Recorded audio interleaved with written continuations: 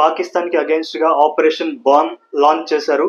ఈ ఆపరేషన్ పై చాలా articles publish చేశారు. మీకు స్క్రీన్ పై వేస్తాను, మీరు చూడొచ్చు.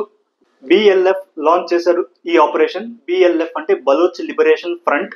అసలు బిఏఏఎం బామ్ మీనింగ్ ఏమంటే ప్రారంభం, ఇంగ్లీష్ లో చెప్పాలంటే డాన్, డిఏడబ్ల్యూఎన్ లైక్ మొదలు, ఇదే ప్రారంభం అని మీనింగ్. ఇది బిఎల్ఎఫ్ వాళ్ళు అంటున్నారు ఇప్పుడు మొదలైంది బలోచిస్తాన్ స్వతంత్రం అనేది.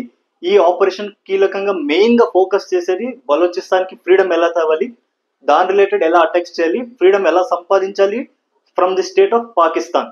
ఈ ఆపరేషన్ గురించి పాకిస్తాన్ మీడియా డౌన్ ప్లే చేస్తుంది, కానీ బలోచ్ లిబరేషన్ ఫ్రంట్ వాళ్ళు దాదాపు 17 అటాక్స్ చేశారు అట్ ఏ టైం, చాలా డిఫరెంట్ ఏరియాస్ లో.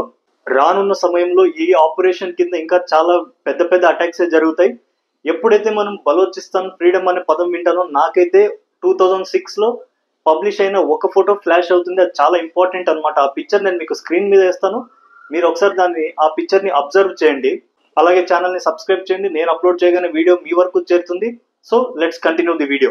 ఈ మ్యాప్ 2006 లో చాలా వైరల్ అయింది, చాలా మ్యాగజైన్స్ లో ప్రింట్ చేశారు, చాలా మంది దీని ఆర్టికల్స్ డౌన్లోడ్ చేసుకున్నారు, ప్రింట్అవుట్ తీపించుకున్నారు, అంత వైరల్ అయింది ఈ ఆర్టికల్ అనేది. ఇది ఈ మ్యాప్ అనేది, ఈ మ్యాప్ ని పబ్లిష్ చేసింది ఒక జియో పొలిటికల్ థింకర్. ఆయన పేరు పీటర్స్. ఆయన అమెరికన్ ఆర్మీలో కూడా పనిచేశారు, అమెరికన్ సిటిజన్. ఆయన పబ్లిష్ చేసిన ఈ పిక్చర్, ఈ మ్యాప్ ని బ్లడ్ బార్డర్స్ అని కూడా పిలుస్తారు. ఇది గల్ఫ్ కంట్రీస్ ఫోకస్ చేసే మ్యాప్. ఇదేదో ప్రిడిక్షన్ కాదు 2050 ఆర్ 2060 టైం కి మ్యాప్ ఇలా అయిపోతుంది, అలా ప్రిడిక్షన్స్ కాదు, ఏమీ కాదు. ఆర్ అమెరికన్ గవర్నమెంట్ ఇలా అటాక్ చేసి ఇలా బార్డర్స్ రీడిజైన్ చేయాలని కూడా ఆయన పబ్లిష్ చేయలేదు. ఆయన ఏమంటున్నారంటే 2006 లో ఆయన అన్నమాట, మనకు గనక గల్ఫ్ కంట్రీస్ లో లాంగ్ లాస్టింగ్ పీస్, ప్రశాంతత ఉండాలి అంటే కనుక బార్డర్స్ అనేవి ఇలా ఎథనిసిటీ పైన ఇలా బార్డర్స్ అయితే గనక పీస్ అనేది చాలా కాలం ఉంటుంది అని ఆయన థాట్. ఇది ఒక కాన్సెప్చువల్ మ్యాప్, అంతేకాని ఇది ఒక రియల్ మ్యాప్ కాదు. ఒక్కసారి ఈ మ్యాప్ ని మనం మన పర్స్పెక్టివ్ లో చూస్తే మనకడ పాకిస్తాన్ ముక్కలవడం ఇంపార్టెంట్. అండ్ పీటర్స్ ఏమంటారు అంటే ఆఫ్ఘనిస్తాన్ కావచ్చు, ఇరాన్ కావచ్చు, పాకిస్తాన్ కావచ్చు, ఈ మూడు కంట్రీస్ లో బార్డర్స్ అనేవి ఎథనిసిటీ ఆధారంగా కనుక డిజైన్ అయితే, ఐ మీన్ రీక్రియేట్ అయితే అప్పుడు ఖచ్చితంగా పీస్ అనేది ఉంటుంది, చాలా గొడవలు ఉండకుండా లాంగ్ టర్మ్ లో చాలా బెనిఫిట్ అవుతుంది అని ఆయన అంటున్నారు. పీటర్స్ గారు అన్నది ఆల్మోస్ట్ అది కరెక్టే. ఈవెన్ పాకిస్తాన్ కాంటెక్స్ట్ లో మనం చూసుకుంటే లాస్ట్ 20 years లో పాకిస్తాన్ పై చాలా హెవీ అటాక్స్ చేశారు. బలోచ్ లిబరేషన్ ఫ్రంట్ అనొచ్చు వాళ్ళని, లేదా బలోచ్ లిబరేషన్ ఆర్మీ బిఎల్ఏ అనొచ్చు. వాళ్ళు చాలా పెద్ద డ్యామేజ్ క్రియేట్ చేశారు.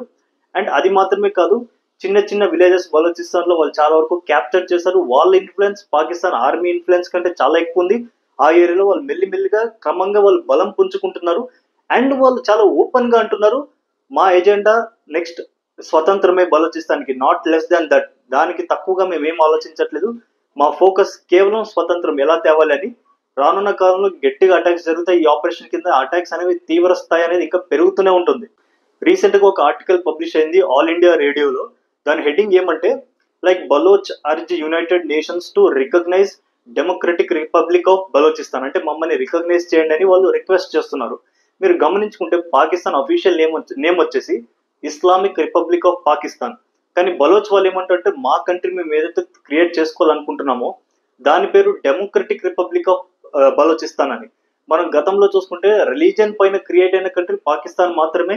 అదొక కేస్ స్టడీ లాగా. ఈవెన్ చాలా మంది ఏమంటారంటే పాకిస్తాన్ అనే దానికి లాంగ్ టర్మ్ ఫ్యూచర్ లేదు, ఆ కంట్రీ బ్రేక్ అవుతుంది, రిలీజియన్ పేరు పైన ఒక కంట్రీ క్రియేట్ చేయడం అనేది కరెక్ట్ కాదని చాలా మంది అప్పుడు ఒపీనియన్స్ చెప్పారు.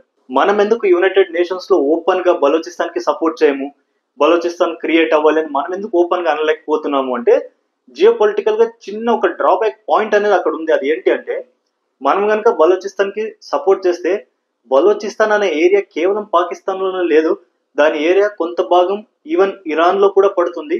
మనం ఎప్పుడైతే బలోచిస్తాన్ కి సపోర్ట్ అని ఫోర్ ఫ్రంట్ గా వచ్చి మాట్లాడతామో ఖచ్చితంగా మన రిలేషన్స్ ఇరాన్ తో దెబ్బతింటాయి. ఇదొక ప్రాబ్లం. అది కాకుండా ఆల్రెడీ ఇరాన్ ఇజ్రాయెల్ అనేది ప్రాబ్లం చాలా పెద్దదైంది. నాకు తెలిసి మళ్ళీ ఇజ్రాయెల్ అమెరికా కలిసి ఇంకొక అటాక్ చేయొచ్చు ఇరాన్ పైన. ఐ థింక్ ఇరాన్ ఇజ్రాయెల్ ఏదైతే కాన్ఫ్లిక్ట్ ఉందో వీళ్ళది ఒక కొలిక్కి వచ్చేంత వరకు ఈ ఇష్యూ కూడా ముందుకు వెళ్ళదేమో బలోచిస్తాన్ అనేది నాకు అనిపిస్తుంది. ఒకవేళ మనం ఏదైతే అదైందని సపోర్ట్ చేస్తే బలోచిస్తాన్కి ఓపెన్ గా ఇరాన్ ని కూడా ఎదుర్కోవాల్సి వస్తుంది, వాళ్ళని కూడా అనుకోకుండా మనం శత్రువు చేసుకోవాల్సిన పరిస్థితి వస్తుంది. అది కాకుండా మన చాబహార్ పోర్ట్ అనేది ఇరాన్ లో ఉంది, దాని ద్వారాగానే మనం ఆఫ్ఘనిస్తాన్ కి రీచ్ అవుతున్నాము. అది కూడా ఒక ప్రాబ్లం లో పడుతుంది. అందుకే ఇండియన్ గవర్నమెంట్ కొంచెం ఆలోచిస్తున్నారు. చూడాలి మళ్ళీ ఎలా ట్యాకిల్ చేస్తారో ఈ ప్రాబ్లం, ఈ జియో పొలిటికల్ ప్రాబ్లమ్ ని. అండ్ ఆపరేషన్ బాంబ్ లో భాగంగా 17 లొకేషన్స్ లో గ్రెనేడ్స్ తో దాడి చేశారు బిఎల్ఏ వాళ్ళు. I mean BLF, Baloch liberation front వాళ్ళు. వాళ్ళు టార్గెట్ చేసింది పోలీస్ చెక్ పోస్ట్ ని, అలాగే పోలీస్ ఆఫీసర్స్ వాళ్ళ ఇంటిని, అండ్ ఆల్సో చాలా వరకు కమ్యూనికేషన్ ఏదైతే కనెక్షన్స్ ఉంటే వాటిని కూడా వాళ్ళు జామ్ చేశారు. చాలా పెద్ద అటాకే, కానీ Pakistan media as usual down play చేస్తుంది. కొన్ని చోట్ల పార్షియల్ బ్లాక్అవుట్స్ చేశారు, సో దట్ పిక్చర్స్ ఏవి బయటికి రాకుండా పాకిస్తాన్ ఆర్మీ వాళ్ళు ట్రై చేస్తున్నారు.